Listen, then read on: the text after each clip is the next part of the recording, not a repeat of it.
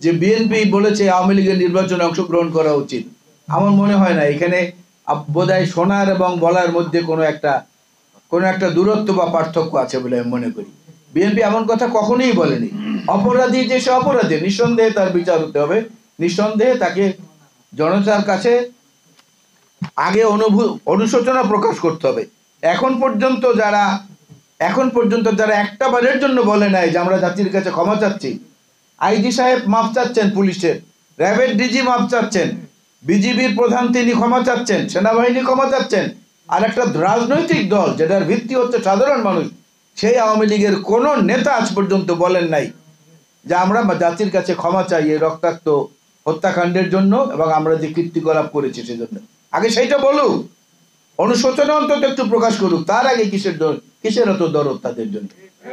বিএনপির মধ্যে কোনো ব্যক্তি যদি বলে থাকে সেটা দলীয় স্ট্যান্ড না, আপনাকে বুঝতে হবে যে বিএনপির মুখপত্র কে, সে মুখপত্র যদি বলে থাকে তখন এটা ধর্তব্যের মধ্যে আনলে তাহলে আমাদের প্রতি অবিচার করা হবে না বলে আমি মনে করি।